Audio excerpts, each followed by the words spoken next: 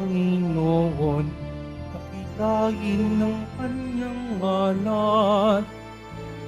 Purihin siya ay awitan at papurihan magpakailanman.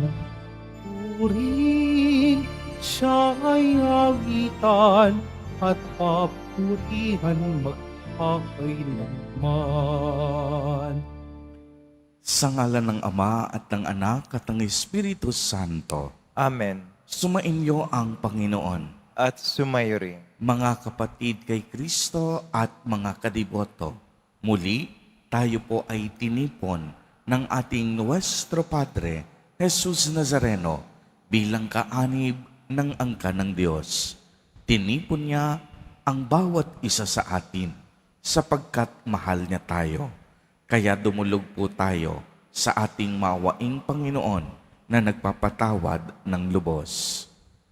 Inaamin ko sa makapangyarihang Diyos At sa inyo, mga kapatid, na lubha akong nagkasala sa isip, sa salita, sa gawa, at sa aking pagkukulang.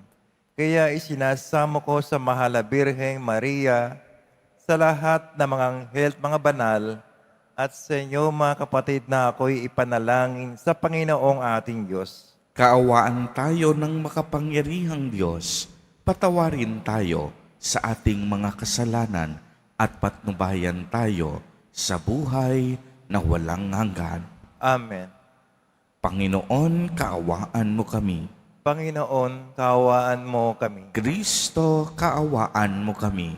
Kristo, kaawaan mo kami. Panginoon, kaawaan mo kami. Panginoon, kaawaan mo kami. Manalangin tayo. Ama naming makapangyarihan, ipagkaloob mo lagi naming ikaligayang ikaw ay paglingkuran sapagkat walang maliw at walang kahulilip ang kasiyahan kapag sumasamba kami sa iyong kapangyarihang nagpapairal sa tanang sanlibutan sa pamamagitan ni Jesucristo kasama ng Espiritu Santo magpa sa walang hanggan. Amen. Magsipo muna lahat. Pagbasa mula sa Aklat ng Pahayag. Ako'y si Juan. Narinig ko ang Panginoon at sinabi niya sa akin, isulat mo sa anghel ng simbahan sa Sardis. Ito ang sinasabi ng may 7 Espiritu ng Diyos at may 7 bituin. Nalalaman ko ang ginagawa mo. Ipinalagay kang buhay, ngunit ang totoo, ikaw ay patay. Gumising ka at pasiglahin mo ang mga bagay na nalalabi sa iyo nang hindi tuluyang mamatay. Nakikita kong hindi paganap ang mga nagawa mo sa paningin ng aking Diyos. Alalahanin mo kung paano mo tinanggap ang mga aral sa iyong narinig. Isigawa mo ang mga yaon. Pagsisihan mo talikdan ang iyong kasamaan. Kung hindi ka gigising, pariyan akong gaya na magnanakaw. Hindi mo malalaman ang oras ng aking pagdating. Gayunman, may ilan dyan sa Sardis ang nag-iingat at napananatiling malinis ang kanilang damit. Kaya't magiging kasakasama ko silang nakasuot ng puti sapagkat sila'y karapat-dapat. Ang magtatagumpay ay daratnan din ng puti. At hindi ko aalisin sa aklat ng buhay ang kanyang pangalan. Kikilalanin ko siya sa harapan ng aking Ama at kanyang mga anghel. Kung may pandinig kayo, dinggin ninyo ang sinasabi ng Espiritu sa mga simbahan. Isulat mo sa anghel ng simbahan ng Laodica. Ito ang sinasabi niya na ang pangalan ay Amen, ang matapat at tunay na saksi. At siyang pinagmulan ng lahat nilang pinagmulan ng nilalang ng Diyos. Nalalaman ko ang mga ginawa mo. Alam kong hindi ka malamig ni mainit. Maano sanang malamig ka o mainit. Ngunit dahil sa ikaw ay malahinga, hindi mainit ni malamig. isusuka kita. Sasabihin mong, ako'y mayaman at sagana sa lahat ng bagay. Ngunit, hindi mo nalalamang ikaw ay abang-aba, kahabag-habag, maralita, hubad at bulag. Kaya nga, ipinapayo kong bumili ka sa akin ng dalisay na ginto upang ikaw ay maging tunay na mayaman. Bumili ka rin ng puting damit upang matakpan ang nakakahiya mong kahubaran at ng gamot sa mata nang ikaw ay makakita. Tinuturuan ko't sinusupil ang lahat ng aking iniibig. Kaya nga, magsumikap ka. Pagsisihan mo talikdan ang iyong kasalanan. Nakatayo ko sa labas ng pintuan at kumakato. Kung diringgin ang aking tinig at bubuksan ang pinto, ako'y papasok sa kanyang tahanan at magkasalo kaming kakain. Ang magtatagumpay ay uupong katabi ko sa aking luklukan kung paanong ako'y nagtagumpay at nakaupo ngayon sa tabi ng aking ama sa kanyang luklukan. Kung may pandinig kayo, dinggin ninyo ang sinasabi ng Espiritu sa mga simbahan. Ang salita ng Diyos. Salamat sa Diyos. Luluklok ang nagtagumpay, kasalo ko habang buhay. Luluklok ang nagtagumpay, kasalo ko habang buhay. Iyaong mga masunurin na iyo'y nakikinig at ang laging ginagaway na ayon sa matuwid. Kung mangungusap ang totoo sa lahat ng bawat saglit, yaong gawang paniniray, hindi niya maiisip. Luluklok ang nagtagumpay, kasalo ko habang buhay. Kailanman siya'y tapat makisama sa kapwa. Ang kanyang kaibigay wala siyang maling gawa. Hindi siya nagkakalat ng di tunay na balita at tinatampok niya ang matapat na lumikha. Luluklok ang nagtagumpay, kasalo ko habang buhay. Hindi siya humihingi ng patubo sa pautang at kahit na anong gawi, hindi siya masuhulan upang yung walang salay patawan ng kasalanan. Sa ganitong mga tao'y nag-aani ng tagumpay. Luluklok ang nagtagumpay, kasalo ko habang buhay. Tumayo na po ang lahat.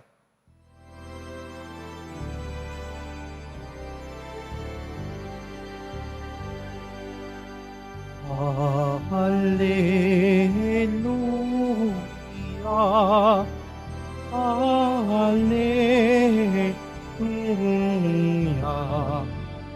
Hallelujah, Hallelujah. Inibig tayo ng Ama, sinugo ang anak niya bilang panubos sa sala. Hallelujah, Hallelujah, Hallelujah,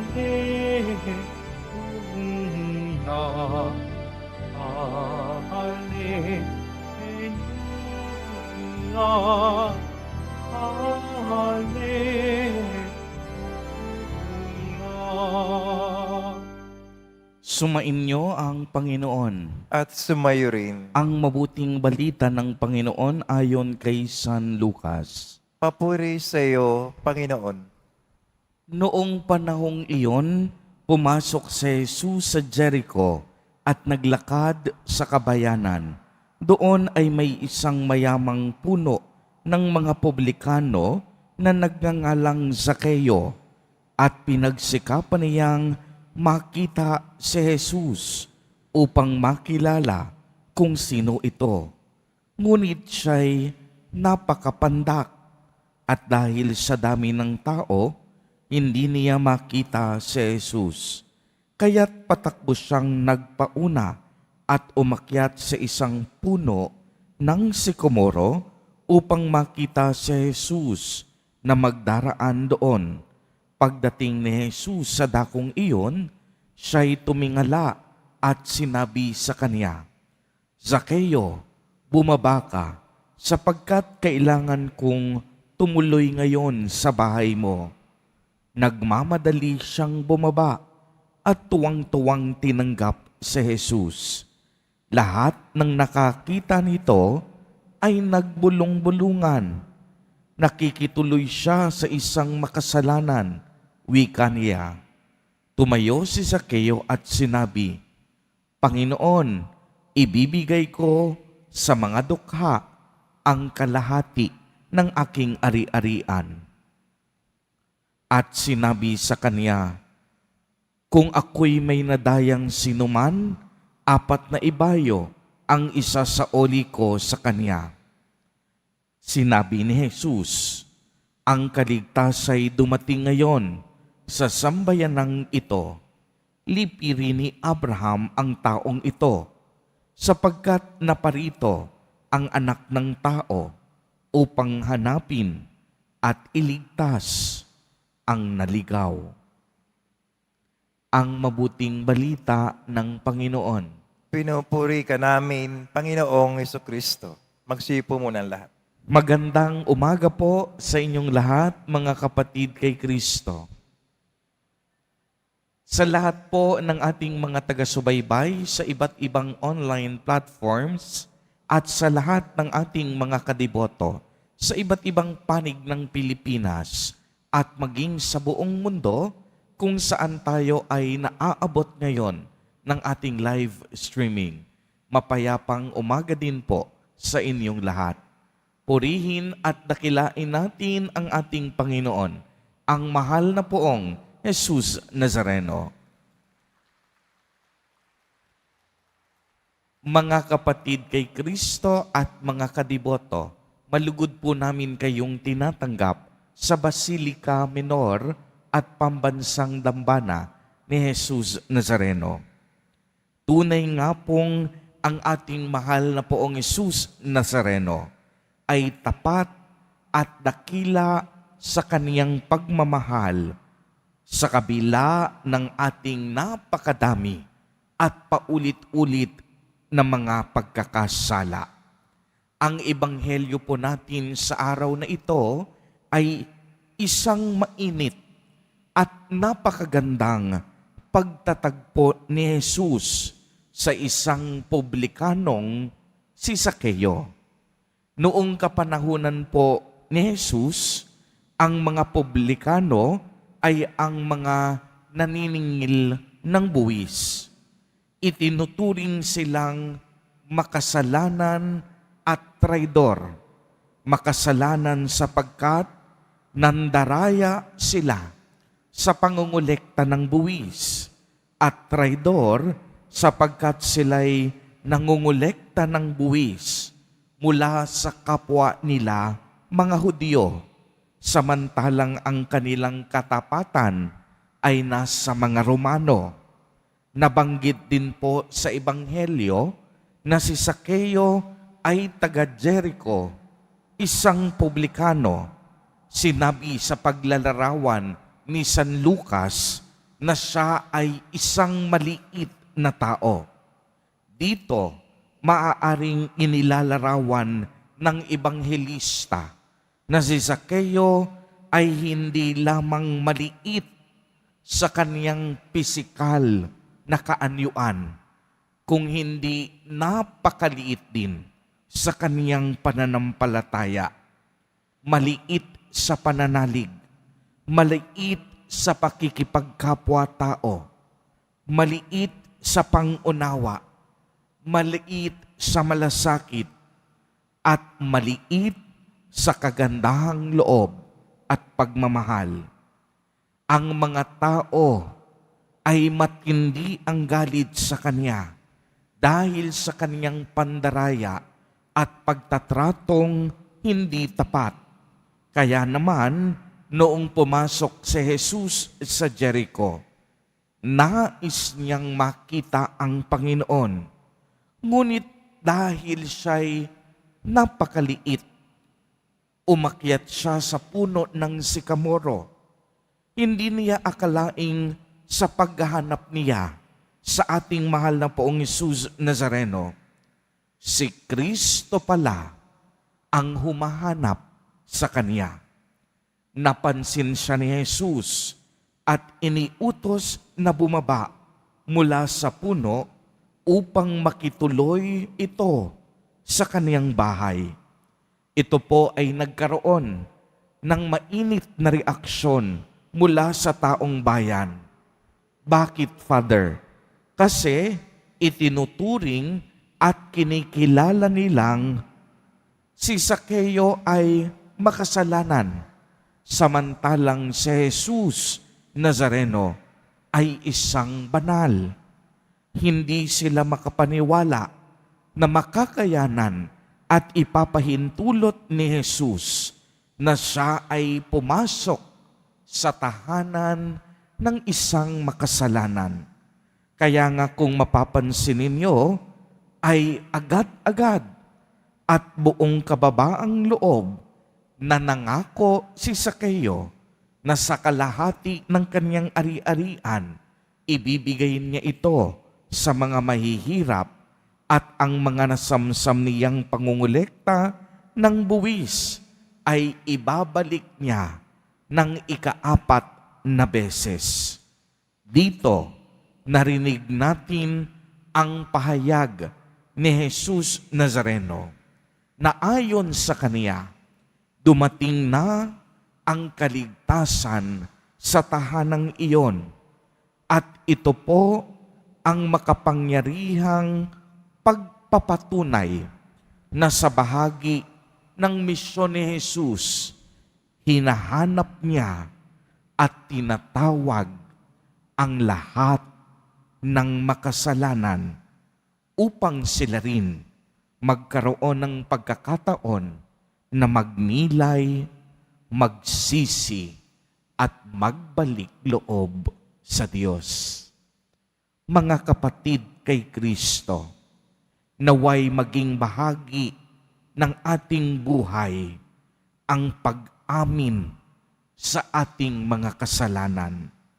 Naway tulad ni Zakeo, magpakumbaba tayo sa harap ng Panginoon. Aminin po natin ang ating mga kahinaan at kakulangan upang tayo'y maging karapat-dapat sa kaniyang awa at habag. Tulad ni Zakeo, hindi lang niya pinatuloy si Jesus Nazareno sa kaniyang pisikal na tahanan. Pinatuloy din ni Zakeo si Jesus Nazareno sa tahanan ng kaniyang puso at kalooban. Amen. Purihin at dakilain natin ang ating Panginoon, ang mahal na poong Jesus Nazareno.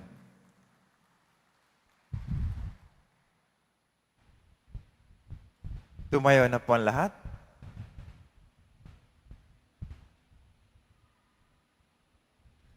Minamahal kong mga kapatid, sa pagtatagpo ng Panginoon at ni Zakeo, nakita natin ang tunay na habag, ang pinakamatatag na pinagmumulan ng katarungan. Nananalangin tayo bilang mga makasalanan sa ngalan ng mga makasalanan. Ang ating mga panalangin naway magpahayag ng panatag na tiwala sa banal na awa ng Diyos. Sa bawat panalangin, ang atin pong itutugon, banal na awa, basbasan mo kami.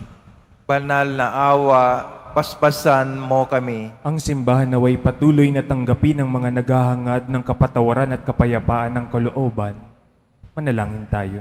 Banal na awa, paspasan mo kami. Ang mga nagpapatakbo ng ating kalakalan at industriya naway maging mapagbigay at makatarungan. Manalangin tayo. Banal na awa, paspasan mo kami. Tayo naway maging handa sa pagsalubong sa Panginoon anumang oras siya dumating sa ating buhay at hayaan siyang manahan sa ating mga puso. Manalangin tayo. Banal na awa, paspasan mo kami. Ang mga may sakit naway makita na bahagi ng nakapagliligtas na krus ni Kristo ang kanilang mga pagsubok at paghihirap. Manalangin tayo. Banal na awa, basbasan mo kami. Ang mga yumao, naway gantimpalaan ng walang hanggang kaligayahan sa buhay ng mundong darating. Manalangin tayo. Banal na awa, basbasan mo kami. Isama po natin sa ating mga panalangin sa mga sandaling ito ang mga kapatid at kadiboto natin na nagdiriwang ng kanilang kaarawan sa araw na ito. Ang mga mag-asawang nagdiriwang ng anibersaryo ng kanilang mga kasal. Ang mga kaibigan at kamag-anak natin na may sakit at may malubhang karamdaman. Gayon din ang mga pamilyang nagugutom at walang makain. Naway ingatan, patnubayan at basbasan silang lagi ni Jesus Nazareno. Manalangin tayo. Banal na awa, basbasan mo kami. Ama naming Diyos, punuin mo ang aming mga puso ng iyong pag-ibig. Ipagkaloob mo sa amin ang iyong mapagligtas na tulong kapag kami ay magkasala at naway panatilihin mo kami sa iyong pagkalinga. Hiniling namin ito sa pamamagitan ni Kristo na aming Panginoon. Amen. Magsiyo po muna ang lahat.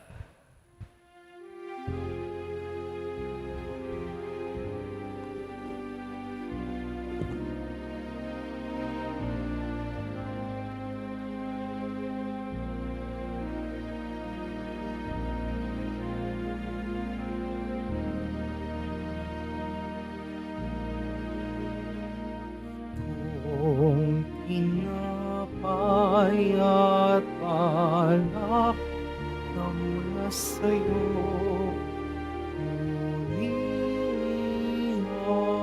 akin sa kabutihan mo. Ngunit at tanggapin alay sa'yo. Pasasalamat ng puso.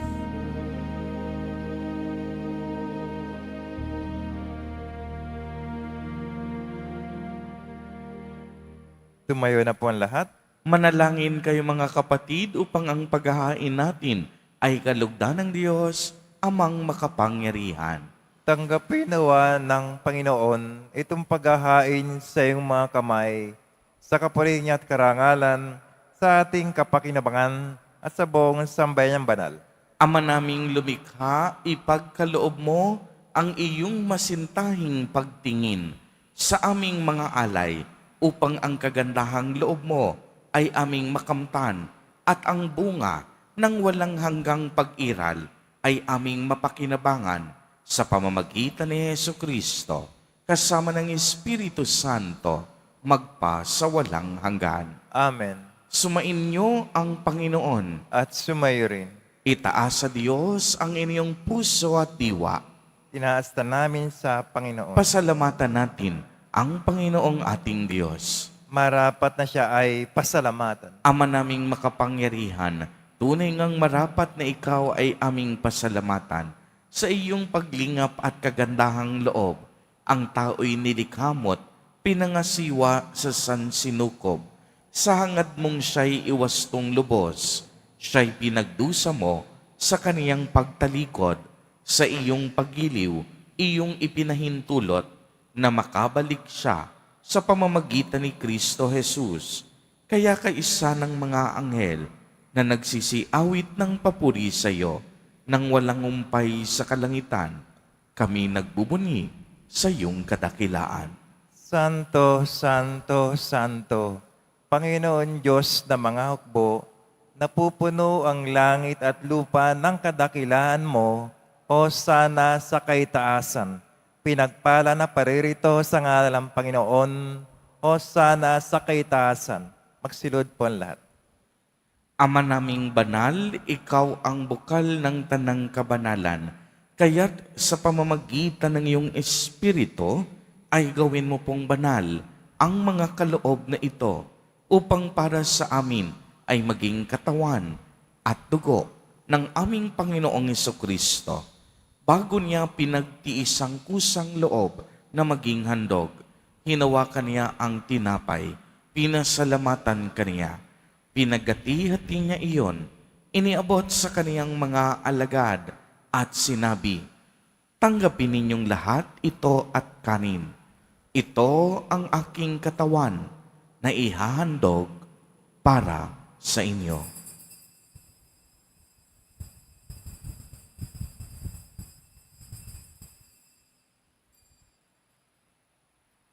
Gayon din naman noong matapos ang hapunan, hinawakan niya ang kalis.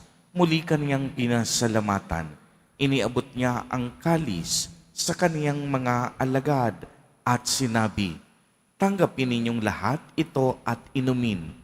Ito ang kalis ng aking dugo, ng bago at walang hanggang tipan, ang aking dugo na ibubuhos para sa inyo at para sa lahat sa ikapagpapatawad ng mga kasalanan.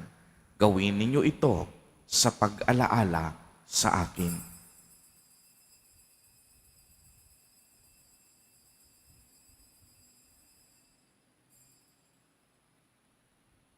Tumayo na po ang lahat. Ang misteryo ng pananampalataya. Kristo'y namatay, si Kristo'y nabuhay, si Kristo'y babalik sa wakas ng panahon. Ama, ginagawa po namin ngayon ang pag-alaala sa pagkamatay at muling pagkabuhay ng iyong anak. Kaya't iniaalay namin sa iyo ang tinapay na nagbibigay buhay at ang kalis na nagkakaloob ng kaligtasan. Kami po'y nagpapasalamat dahil kami iyong minarapat na tumayo sa harap mo para maglingkod sa iyo. Isinasamo namin na kaming magsasalo-salo sa katawan at dugo ni Kristo ay mabuklod sa pagkakaisa sa pamamagitan ng Espiritu Santo.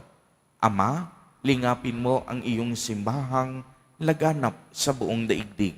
Puspusin mo kami sa pag-ibig, kaisa ni Francisco na aming Santo Papa at ni Jose na aming Obispo at ng Tanang Kaparian. Alalahanin mo rin ang mga kapatid naming nahimlay nang may pag-asang sila'y muling mabubuhay. Gayon din ang lahat ng mga pumanaw. Kaawaan mo po sila at patuloyin sa iyong kaliwanagan. Kaawaan mo't pagindapatin kaming lahat na makasalo sa iyong buhay na walang wakas. Kaisa ng mahal na Birheng Maria na Ina ng Diyos, ng kabiyak ng puso niyang si San Jose, kaisa ng mga apostol at ang lahat ng mga banal na namuhay dito sa daigdig ng kalugod-lugod sa iyo, maipagdiwang nawa namin ang pagpupuri sa ikararangal mo sa pamamagitan ng iyong anak na aming Panginoong Hesukristo. Sa pamamagitan ni Kristo, kasama niya at sa Kaniya, ang lahat ng parangal at papuri ay sa iyo, Diyos amang makapangyarihan, kasama ng Espiritu Santo, magpa sa walang hanggan. Amen. Sa tagubilin ng mga nakagagaling na utos at turo ni Jesus na Panginoon natin at Diyos, ipahayag po natin ng lakas loob. Ama namin, sumasalangit ka. Sambahin ang ngalan mo, mapasa amin ang kaharian mo, sundin ang loob mo dito sa lupa para nang sa langit. Bigyan mo kami ngayon ng aming kakanin sa araw-araw at patawarin mo kami sa aming mga sala para ng pagkapatawad namin sa nagkakasala sa amin. At huwag mo kami pahintulot sa tukso at yadya mo kami sa lahat ng masama. Hinihiling po namin na kami iadya sa lahat ng masama, pagkalooban ng kapayapaan araw-araw, iligtas sa kasalanan, at ilayo sa lahat ng kapahamakan. Samantalang aming pinananabikan ang dakilang araw ng pagpapahayag ng tagapagligtas naming si Hesu Kristo. Sapagkat iyo ang kaharian at ang kapangyarihan, ang kapurihan magpakailanman. Amen. Panginoong Kristo, sinabi mo sa iyong mga apostol, kapayapaan ang iniiwan ko sa inyo. Ang aking kapayapaan ang ibinibigay ko sa inyo. Tungayan mo ang aming pananampalataya at huwag ang aming mga pagkakasala. Pagkalooban mo po kami ng kapayapaan at pagkakaisa ayon sa iyong kalooban, kasama ng Espiritu Santo, magpa sa walang hanggan. Amen. Ang kapayapaan ng Panginoon ay laging sumainyo. At sumayo rin. Magbigayan po tayo ng kapayapaan sa isa't isa. Kordero ng Diyos na nag-aalis ng mga kasalanan ng sanlibutan, maawa ka sa amin. Kordero ng Diyos na nag-aalis ng mga kasalanan ng sanlibutan, maawa ka sa amin. Kordero ng Diyos na nag-aalis ng mga kasalanan ng sanlibutan, ipagkaloob mo sa amin ang kapayapaan. Magsilod po ang lahat.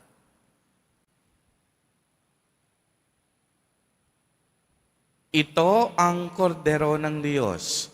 Ito ang nag-aalis ng mga kasalanan ng sanlibutan. Mapalad ang inaanyayahan sa kaniyang piging.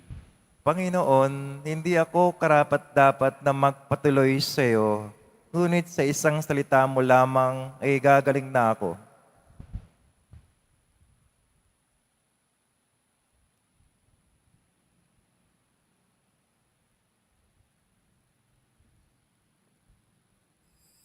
Para sa lahat ng tatanggap ng banal na komunyon, sasagot po tayo ng amen pagkasabi ng pare o lay minister ng katawan ni Kristo at isubo agad sa bibig bago umalis sa harapan ng pare o lay minister.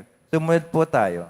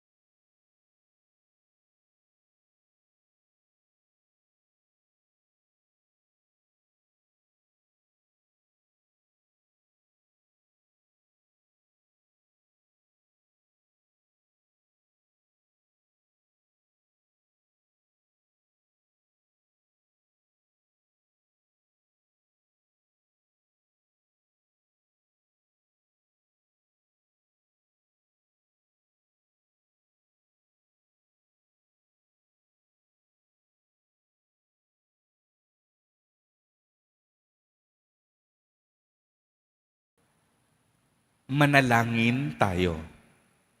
Ama naming mapagmahal, sa pinagsaluhan naming banal na pakikinabang, ang aminawang pag-ibig ay lalong madagdagan ng ginawa namin sa pag-alala ng anak mong mahal na nag-utos ipagdiwang ang huling hapunan sa pamamagitan ni Jesucristo kasama ng Espiritu Santo magpa sa walang hanggan.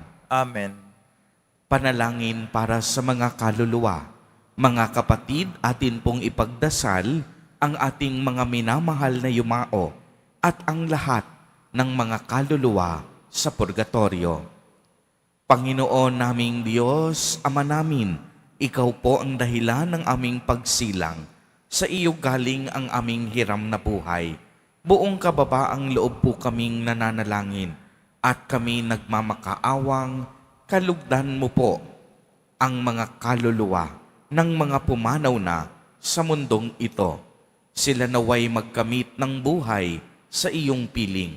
Alisin mo ang anumang mga karumihan ng kasalanan upang sila'y maging marapat sa iyong walang hanggang kalinisan.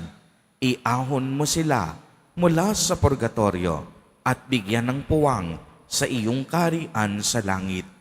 Kapayapaan kailanman ang igawad ng may kapal sa mga yumaong nagsipanaw. Sila naway silayan ng iyong ilaw na walang hanggan. Amen. Mapanatag nawa sila sa kapayapaan. Amen.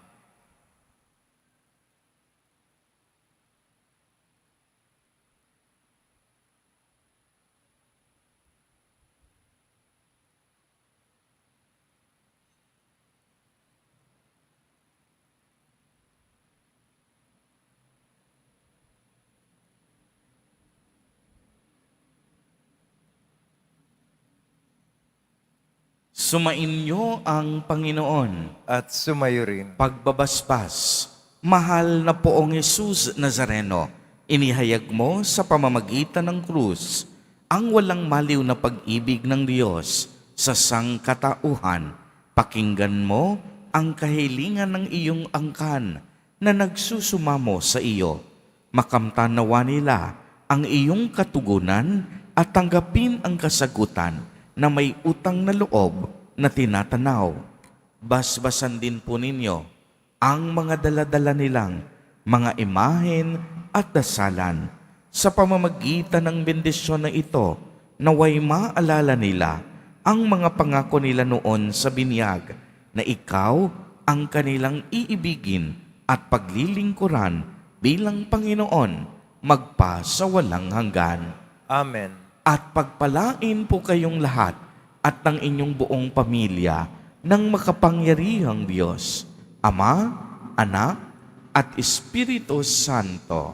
Amen. Humayo kayong taglay ang pag-ibig at kapayapaan ng poong Jesus Nazareno. Salamat sa Diyos.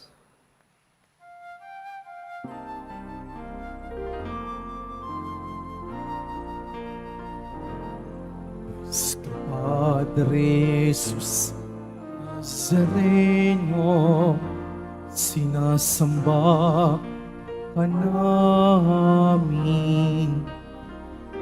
Inipinto ka namin.